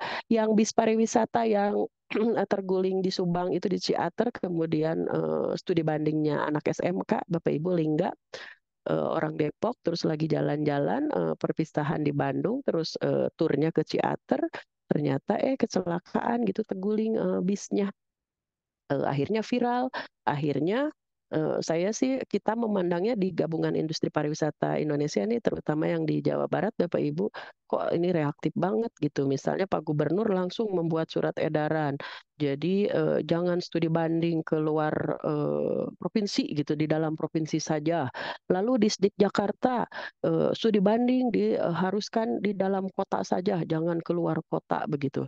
Nah dari peristiwa itu aja satu peristiwa muncul kebijakan-kebijakan pemerintah daerah yang kadang-kadang kok ini teh reaktif banget ya padahal poinnya nggak di situ gitu. Coba dong perbaiki di secara kualitas tour organizer-nya, usaha pariwisata perjalanannya, kayak begitu-begitu. Kira-kira pandangan Bapak Ibu tentang kejadian yang sedang viral di media massa sekarang tentang bis pariwisata anak SMK Studi Banding yang kecelakaan itu seperti apa? Dan keputusan Pak Gubernur yang langsung mengeluarkan edaran dan Disdik Jakarta. Boleh ada yang berkenan berpendapat, Bapak Ibu? Assalamualaikum Dari Bu Ade. Waalaikumsalam, mangga. Pak Gaos, siap Pak Gaos. Bagaimana Nah, Pak? Dari sisi konsultan atau apapun lah, mangga Pak. Siap, Bu siap. menyampaikan tentang kejadian yang kemarin memang Iya. sangat ini ya Bu, maksudnya menyesal lah Bu ya dengan kondisi Mm-mm. apa namanya seolah akhirnya bisnis pariwisata ini menjadi apa namanya apa namanya permasalahan bagi bagi Mm-mm. bagi sekolah sebenarnya apa namanya Mm-mm. bisnis pariwisata ini kan memang kejadian kemarin kalau saya berpendapat sih sebetulnya di bis pariwisata itu mungkin belum tahu akses atau jalannya Bu sehingga mungkin apa namanya pada saat kondisi di jalannya apa namanya naik turun terus bolak belok segala macam sehingga dia tidak mempertimbangkan gitu. Kalau saya sih lihat dari safety-nya kayaknya selain dari kondisi kendaraannya mungkin ya Bu ya nggak tahu juga mungkin apa namanya kurang kurang layak ya mungkin ya akses jalan juga pengaruh. Nah mungkin kalau dari segi segi apa namanya kita sebagai pengelola pariwisata mungkin agar agar mengantisipasi seperti itu mungkin kita ketika mengakomodir konsumen atau tamu-tamu eh, atau pengunjung yang dari sekolahan segala macam mungkin kita dari sebagai pengelola pariwisata mungkin hanya kembali mengingatkan mungkin Bu dari safety-nya ketiganya atau standarisasinya si kendaraan mungkin Mm-mm. kejadian kemarin menjadi ya apa namanya perhatian juga kita sebagai pengelola bisnis pariwisata. Mungkin itu aja Bu ya, Pak. Terima kasih. Siap. Nuhun Pak Gaus. Berarti Bapak melihat dari sisi usaha jasa transportasinya mungkin yang kurang terchecklist gitu ya standarnya. Kan Betul. satu berarti dari sisi kondisi transportasinya si bisnya sama dari pengemudinya yang belum hafal medan gitu ya Pak maksudnya? Betul Bu, seperti itu Bu. Siap. Dan katanya bisnya kan kirinya udah telat gitu ya. Oh, apalagi seperti itu. Siap, Kalau siap, siap. nggak layak ya Bu ya. Siap. Hmm. Lalu kira-kira kan kalau yang saya bilang terus kemudian ceritanya berarti kadang-kadang ada yang bilang itu mah lagi apes aja gitu. Tapi Hmm. ternyata prosedur checklistnya kan sudah Hmm. diwawancara dari pihak sekolah, kemudian menyerahkan kepada satu tour organizer. Berarti apakah pihak sekolah memang harus ngecek bisnya satu-satu? Nah kadang-kadang kan suka dibahas detail banget. Ya. Terus pendapat Pak Gaus tentang ini reaktif banget nih Pak Gubernur langsung keluarkan surat edaran. Jangan studi banding tuh jangan keluar Provinsi Jawa Barat, terus Disdik DKI Hmm. jangan keluar kota gitu. Gimana itu Bapak? Kalau tentang apa namanya peran mungkin pemerintah dengan reaktif seperti itu mungkin ya mereka seolah kan Bu sekarang itu memang lagi disoroti ya pemerintah ini tentang beberapa kondisi kejadian Mm-mm, mm-mm, dengan pemerintahan sekarang memang ya istilahnya melihatnya setiap kejadian itu memang setiap aktivitas ada sesuatu yang pilah-pilah harus reaktif mungkin mm-mm. harus perform karena mungkin kalau tidak mungkin apa namanya dipertimbangkan nanti di jabatannya mungkin Bu Oh, sehingga kadang mungkin kebijakan ini juga apa namanya merugikan beberapa pihak gitu Bu seperti itu mm-mm, mm-mm, mm-mm, atau kadang menguntungkan beberapa pihak juga kan gitu setiap mm-mm, kebijakan mm-mm, pasti mm-mm. seperti itu ya Bu ya Iya ya. contoh Mm-mm, tadi studi Bandung studi banding nggak boleh keluar kota di dalam kota ya mm-mm, tadi menguntungkan mm-mm. bagi apa tempat wisata Destinasi lokal dalam kota. Mm-mm, dalam mm-mm, kota mm-mm, seperti itu Bu Mungkin itu sih Bu. Mm-mm. Siap, siap, siap. Baik, terima kasih Pak Gaus. Tapi Sama-sama. memang betul Pak, di satu sisi kenapa reaktif tuh ya, kadang mungkin tadi tanggapan Pak Gaus atau Bapak Ibu nanti boleh berkenan nanggapi juga. Jadi seolah-olah kan ini biar ada ini loh, ada kebijakan langsung ada reaksi gitu ya. Jadi nggak didiemin. Jadi akhirnya ngasih keputusannya seperti itu. Nah, Betul cuma Bu. memang keputusan itu tuh kadang ya itulah namanya keputusan pasti ada plus minusnya. Sayangnya memang kurang apa namanya kurang ada pembicaraan dahulu dengan unsur-unsur pelaku industri pariwisatanya, Bapak. Jadi industri pariwisatanya berarti kan ngobrol dengan si usaha jasa transportasinya, ngobrol dengan apa kawasannya, ngobrol dengan apa namanya unsur-unsur terkait industri pariwisata.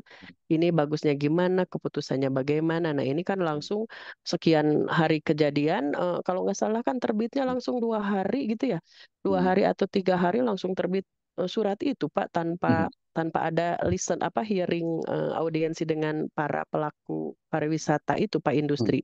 Betul. Gitu Pak Gaus ya. Betul Bu. Memang ya apa namanya ya seperti itu kondisinya. Apa namanya Begitulah. memang Mm-mm. pejabat ini kadang-kadang apa namanya ya otorita dia gitu Bu posisinya. Siap, siap, Seolah siap. padahal kan banyak banyak yang terlibat di situ ya Bu yang harus Nggih, nggih. diaudiensi tadi. Siap, siap. Kalau di ABC, kalau di ekosistem mah kan Pak harus ngajak pentaheliknya Pak Gausnya.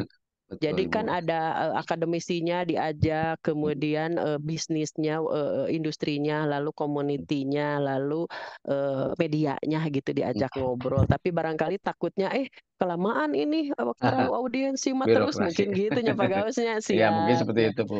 Nah itulah jadi pejabatnya Bapak Ibu suatu saat ini 35-40 orang jadi pejabat pengambil kebijakan tuh, bagaimana ya gitu pasti ada pro. Siap, baik nuhun Pak Gaus. Ibu. Tapi ada yang menarik tadi dari sisi Pak Gaus, namanya setiap peraturan pasti ada plus minusnya untuk semua pihak gitu, nggak akan bisa memuaskan semua pihak. Contoh, kalau dianggap plusnya berarti dengan ada edaran bahwa studi banding, studi tur anak SMK, SMA atau pelajar tuh jangan keluar provinsi, berarti Alhamdulillah destinasi di Jawa Barat jadi banyak tergunakan misalnya. Disdik Jakarta, jangan keluar Jakarta, berarti di dalam itu secara untuk pelaku industri pariwisatanya, berarti semua dapat nih. Cuma kalau kebetulan Jawa Barat yang membuat begitu, nah kalau bisa kan kita juga datang dari semua provinsi gitu. Nah itu juga berlakunya berarti khusus Jawa Barat aja. Tapi kalau memang provinsi yang lain boleh ke Jawa Barat kan berarti masih ada pasar lain gitu. Nah itu silakan Bapak Ibu kalau ada satu kejadian tuh seperti apa nih observasinya gitu. Boleh Pak Gaus tadi sudah sampaikan, Bapak Ibu ada pendapat lain tentang keputusan-keputusan tadi usaha pariwisata transportasi ternyata berdampak ke kebijakan pemerintah nih, gubernur atau disdik setempat.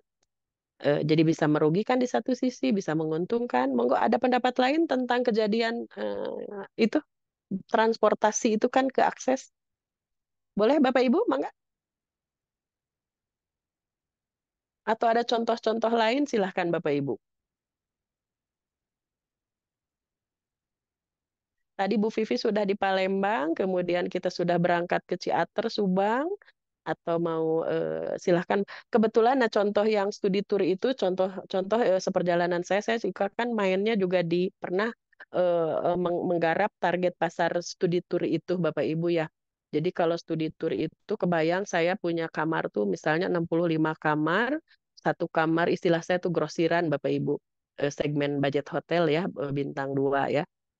Satu kamar tuh isi 4 anak SMP, 100.000 per orang. Jadi satu kamar isi 4, kemudian 100.000 per orang, breakfastnya benar-benar at cost banget. Nah, saya dapat 6 bis tuh per malam tuh, 6 bis kali 50 kan 300 orang, Bapak Ibu. 300.000 orang kali 100.000 dapat 30 juta semalam, Bapak Ibu. Nah, jadi untuk studi tour itu di Kota Bandung, misalnya contoh pemain-pemain studi tour itu ada yang grosiran seperti itu, ada yang bagus harganya, ada yang sedang gitu. Itu tuh lumayan membuat apa ya, pergerakan ekonomi itu terbantu Bapak Ibu. Studi tour misalnya ke Jogja, kemudian bahkan ke Bali dan segala macamnya. Kira-kira pendapat Bapak Ibu tentang pelaku usaha pariwisata atau industri tentang pergerakan kebijakan ini? Bagaimana, Mangga, Bapak Ibu?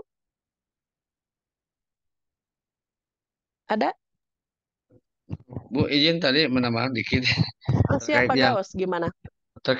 itu, Bu, yang transportasi, Nggih. apakah memang seharusnya atau bisa nggak kita sebagai ya pelaku bisnis yang penerima tadi kunjungan itu juga Mm-mm, membuat SOP bahwa kita harus menerima apa namanya ya terutama tamu grup yang menggunakan mm-mm, fasilitas transportasi mm-mm, harus punya standarisasi tadi Bu, musikan tadi minimal ya kirnya hidup atau mm-mm, apa bisnya layak jalan atau mm-mm, sampai situ kira-kira ini nggak Bu, apa bisnya bisa nggak atau ya tadi saling mengingatkan lah Bu, intinya bukan itu. mm-mm.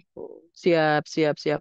Kalau pengalaman saya sebagai hotel yang menerima studi tour yang 6 bis itu, yang 6 bis, secara di surat konfirmasi kan memang tidak nyampe ke arah layak, tidak layak, dan apa. Tapi kalau dari sisi sekolah yang mengordernya, barangkali harusnya ada checklistnya ya. Nah, boleh Bapak Ibu ada pengalaman nih pertanyaan Pak Gaus, bagus juga nih. Apakah kalau misalnya pihak sekolah pemesan, apakah harus bagaimana memastikan orderannya ke tour organizer atau ke order transportnya, bagaimana bagusnya? Apakah konfirmasinya harus sampai ke checklist kelayakan dan segala macamnya? Monggo Pak. Satu lagi sebelum kita akhiri ada tanggapan? Kira-kira boleh atau Pak Andi nih, Pak Andi biasanya pemain di grup juga nih. Pak Andi, Lenora Malam Bu. sama saya di absen. Pak Andi kan pemain juga, pemain ampun, sehingga Pemain. kira-kira sepengamatan Pak Andi, kalau misalnya sekolah, ini kita langsung studi kasusnya langsung sekolah ya, bisa SMP, bisa SMK. Ya. Kira-kira kan pihak sekolah ada anak 300 orang. Nah, dalam mengorder tour organizer atau mau orderan itu suka kejadiannya bagaimana? Apakah harus sampai ke checklist kelaikan mobilnya tadi kata Pak Gaus? Nah, Gitu. Gimana Pak sebetulnya Bu kira-kira? kalau dari pihak hotel sih ya Bu ya yang menyediakan akomodasi Mm-mm. kalau sampai ke surat konfirmasi sampai ke pengecekan kendaraan sih itu mungkin agak terlalu jauh ya Bu ya. Belum ya? Heeh, heeh, heeh, Belum ke situ karena memang heeh, lebih apa jadi lebih melebar gitu Bu, lebih luas gitu. heeh, Tapi memang yang heeh, harus dianggapannya yang harus di yang ngepushnya itu memang yang dari segi pengordernya Bu gitu. heeh. Yang istilahnya yang mau yang akan mengadakan acaranya apakah memang betul tadi gitu ketika pas mau pengorderan si bisnya sendiri harus pengecekan sampai ke apakah memang bis itu masih baru atau memang sudah jalan berapa tahun, apakah memang Heeh, dari segi maintenance-nya berkala atau tidak, mungkin itu heeh, bisa Bu dari segi dan memang mungkin di sini yang harus lebih diketatkan lagi dari segi yang punya usaha travelnya Bu gitu, yang punya bisnya heeh, gitu. Jadi heeh, si heeh, pemerintah itu lebih mengetatkan lagi, misalkan heeh, bis yang sudah jalan 10 tahun atau 20 tahun itu maksimalnya heeh, gitu. Jadi kalau udah yang lewat 20 tahun itu tidak boleh jalan lagi ataupun misalkan kayak yang kemarin kan yang tadi seperti contoh yang di Subang mungkin sudah ada heeh, beberapa pengecekan juga yang memang itu bis kelihatan baru gitu Bu. heeh. Tapi yang dibarukan itu cuman luarannya aja gitu. Ketika dicek Casingnya. dalamannya Heeh, casingnya kungkul heeh, lah gitu Bu. heeh, Mungkin heeh. itu sih Bu gitu. Tapi dan memang Oh. yang menurut dari Pak Gawas betul Bu.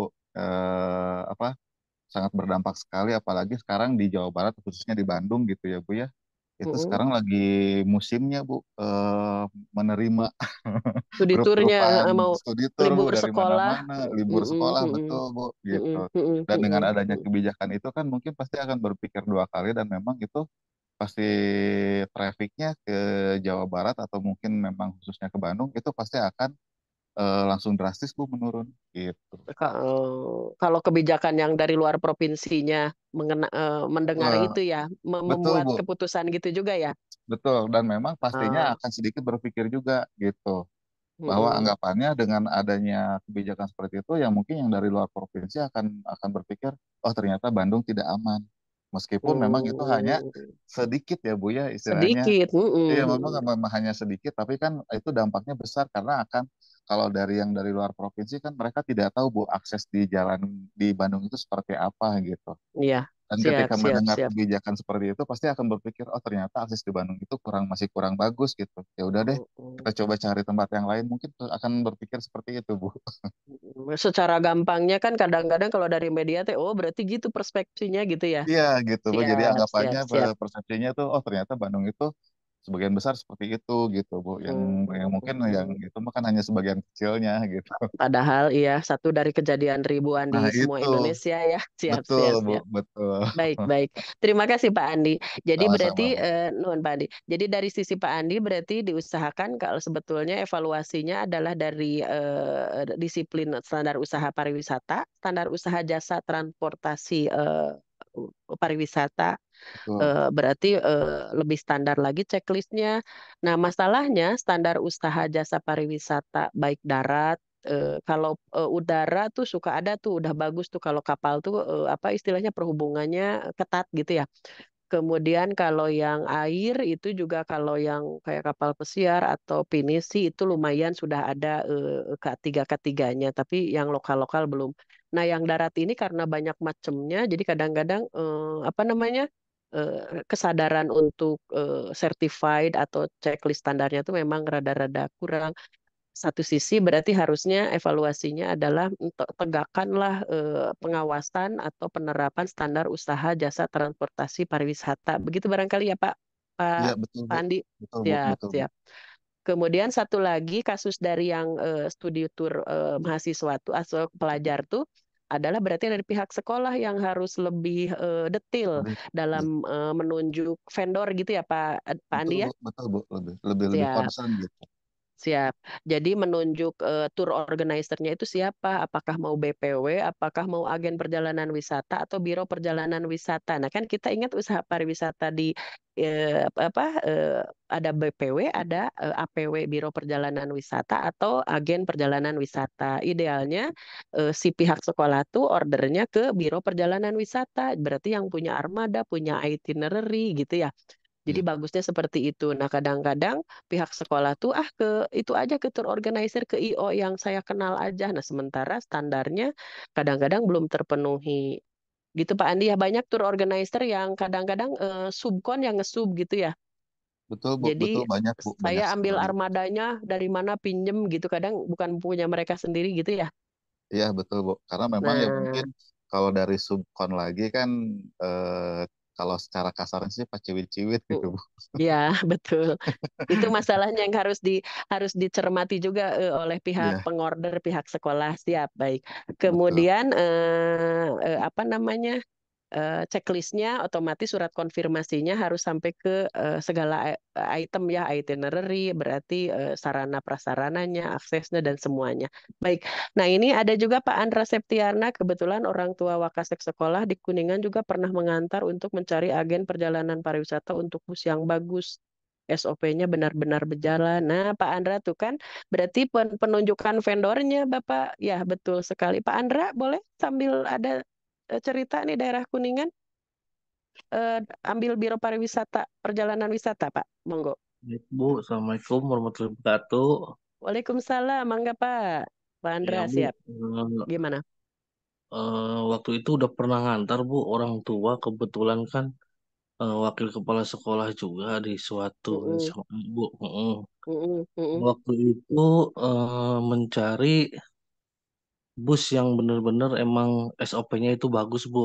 mm-mm, mm-mm, mm-mm. Contohnya itu waktu itu menggunakan PT PO Tunggal Jaya, Bu.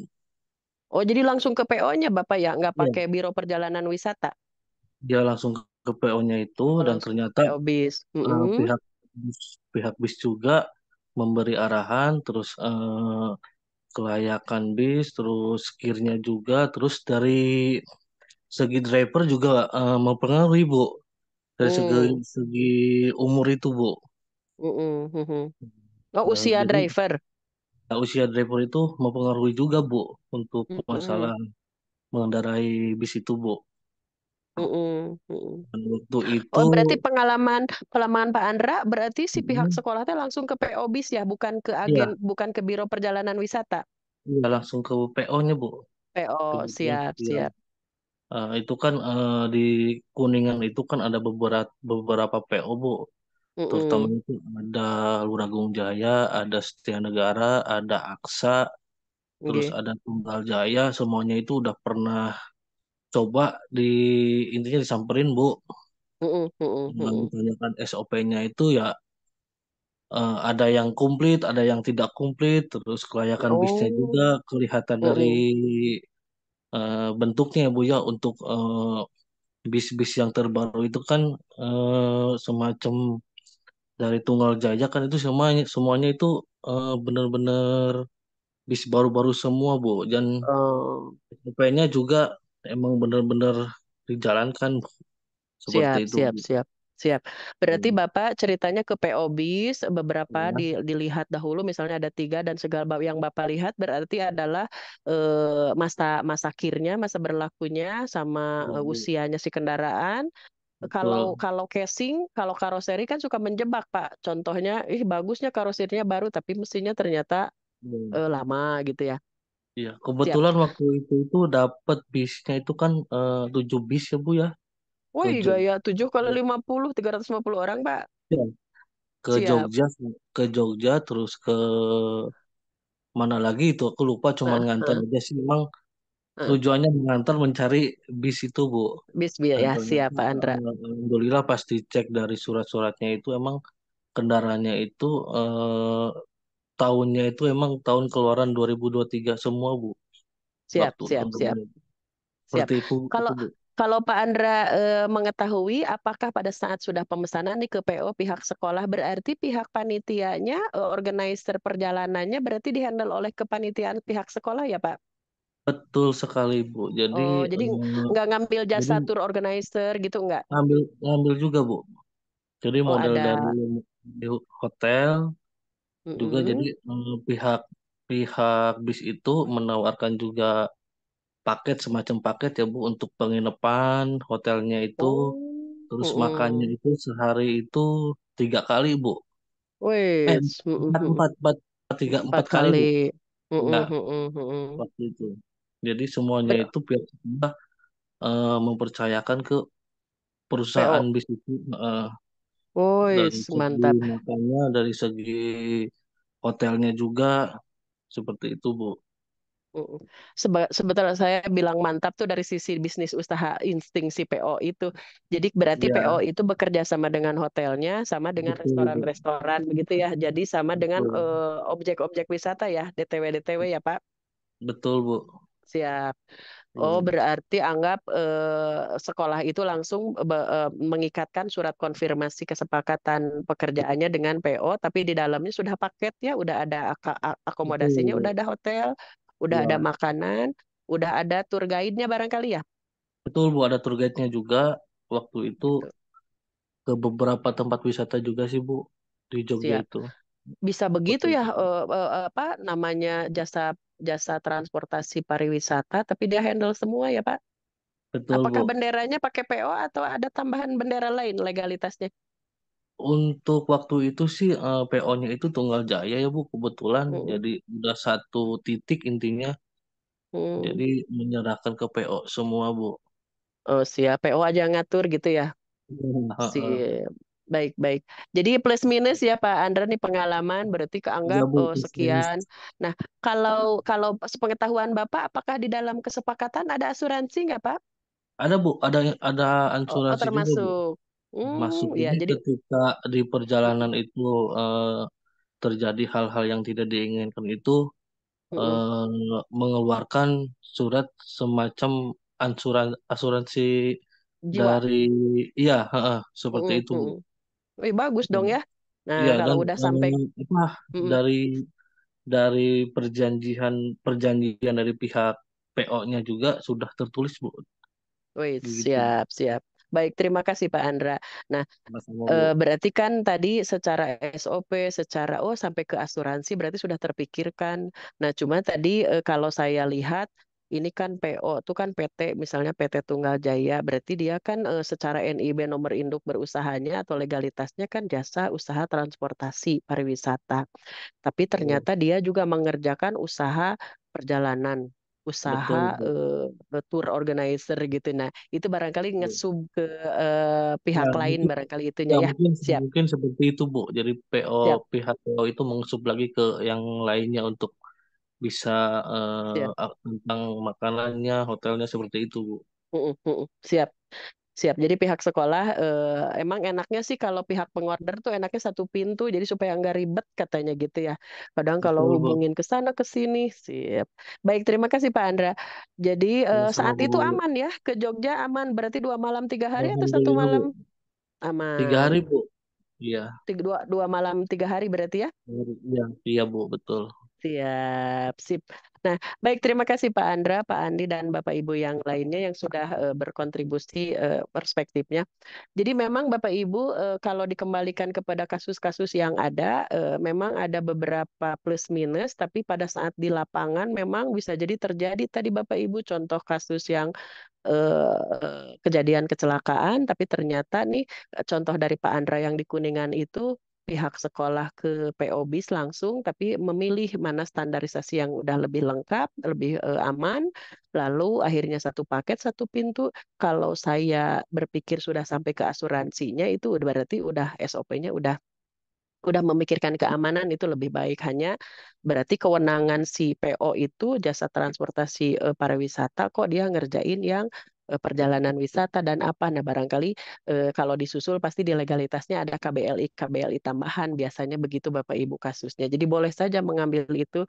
Jadi di dalam NIB-nya ada KBLI klasifikasi baku lapangan usaha Indonesianya selain dari usaha pariwisata transport, misalnya ada usaha yang lain. Barangkali secara positif thinkingnya seperti itu.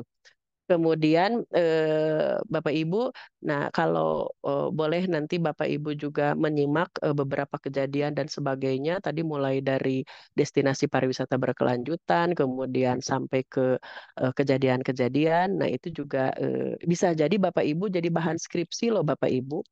Jadi kalau misalnya Bapak Ibu kan sudah mulai memikirkan skripsi nih tahun depan tuh sudah mulai nanti Bapak Ibu yang sukanya yang bagaimana. Jadi contoh destinasi pariwisata aja bisa jadi apa namanya judul skripsi Bapak Ibu. Misalnya pengaruh 5A pada tingkat kunjungan di destinasi pariwisata mana gitu. Itu Bapak Ibu bisa teliti Bapak Ibu. Jadi contoh saya ini sambil sharing Bapak Ibu bisa jadi pengaruh faktor 5A eh, 5A destinasi pariwisata terhadap kunjungan wisatawan di misalnya Bontang Kuala misalnya. Kalau judul skripsi itu harus ada lokusnya, tempatnya harus disebut supaya ruang lingkupnya jelas gitu lokasinya di mana. Nah, ini ide-ide Bapak Ibu untuk dikembangkan ini bisa jadi penelitian loh Bapak Ibu gitu. Jadi cara berpikirnya seperti itu. Kalau lihat observasi seperti itu, oh berarti Bapak Ibu temukan masalahnya, lalu ada gapnya masalahnya itu, lalu ditelitilah nanti muncullah kesimpulan dan saran gitu. Jadi kita bicara barusan itu adalah salah satu contoh Bapak Ibu nih udah bab 1 sampai ke bab 5 nih gitu, tinggal pakai metodologi penelitian aja sebetulnya gitu. Ya, siap Bapak Ibu. Terima kasih sekali. Kemudian kesimpulan dari topik malam ini, destinasi usaha akomodasi pada destinasi pariwisata adalah ternyata kegiatan kepariwisataan ini harus ditunjang akomodasi perhotelan atau usaha akomodasi pariwisata yang sesuai standar usahanya dan memenuhi sabta pesona usaha pariwisata Bapak Ibu yang 7 itu. Jadi ingat bahwa kegiatan kepariwisataan adalah ditunjang oleh akomodasi yang bertanggung jawab, yang harus sesuai dengan standar usahanya dan memenuhi unsur sabta pesona pariwisata. Kemudian akomodasi sejalan dengan mata rantai kegiatan wisata di daerah Bapak Ibu. Wisatawan memerlukan tempat tinggalnya untuk sementara dalam perjalanan untuk dapat beristirahat dan dengan menyenangkan. Tuh ada kata menyenangkan Bapak Ibu, beristirahat dengan menyenangkan. Lalu adanya sarana akomodasi di destinasi pariwisata itu maka akan mendorong wisatawan untuk berkunjung dan menikmati objek-objek dan daya tarik wisata di daerah dengan waktu yang relatif lebih lama. Jadi meningkatkan length of stay-nya Bapak Ibu.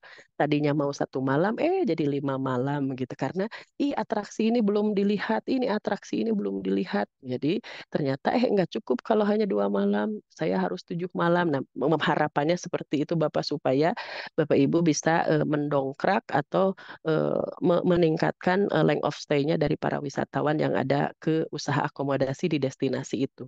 Kemudian yang tidak kalah penting adalah informasi mengenai akomodasi nih di destinasi itu perlu banget diinformasikan yang akan dapat mempengaruhi penilaian wisatawan dalam pilihan jenis akomodasinya gitu. Jadi kalau di destinasi pariwisata itu yang 5A-nya itu berarti kita usaha akomodasinya harus nih menyampaikan informasinya. Jadi Bapak Ibu baik itu di websitenya, baik itu di Google Map ya Bapak Ibu, tolong disampaikan juga. Jadi ini keunikannya apa, fasilitasnya apa, lalu nearby-nya istilahnya. Bapak Ibu mulai juga mencantumkan kalau ada profil Bapak Ibu usaha akomodasi itu nanti mencantumkan aksesnya seperti apa, atraksi yang ada seperti apa di sekitar Bapak Ibu tuh, aktivitasnya bagaimana, lalu amenitasnya di kiri kanannya bagaimana, dan akomodasi Bapak Ibu seperti apa. Jadi tolong Bapak Ibu mulai sekarang kalau menuliskan profil usaha akomodasi Bapak Ibu jangan lupa sertakan yang 5A ini untuk sebagai narasi storytelling atau deskripsi dari usaha Bapak Ibu.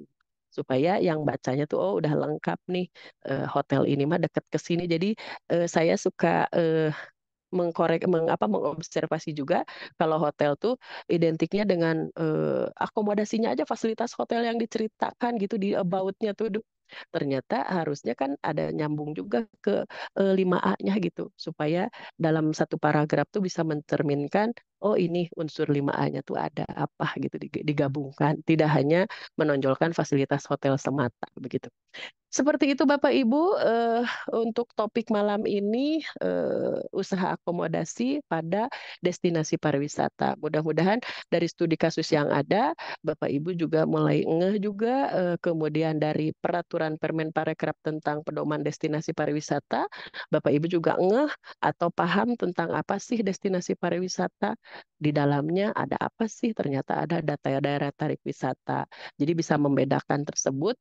Kemudian apa sih fasilitas umumnya, apa sih fasilitas pariwisata, aksesnya bagaimana, lalu memahami juga unsur 5A dan harapannya Bapak Ibu mulai menerapkan 5A ini pada setiap profil-profil usaha akomodasi Bapak Ibu supaya terbawa nih daya tarik destinasi setempatnya begitu.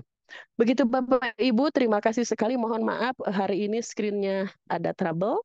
Jadi kita akan bertemu kembali nanti diatur oleh Edupat. Mungkin besok kita akan bertemu untuk pertemuan selanjutnya. Terima kasih. Kita tutup dengan hamdalah. Alhamdulillahirabbil alamin. Wassalamualaikum warahmatullahi wabarakatuh.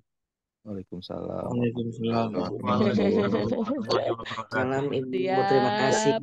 Iya, terima kasih Bapak Ibu. Mohon maaf hari ini tidak pakai camnya ya. Terima kasih Bapak Ibu. Terima kasih Bu. Terima kasih.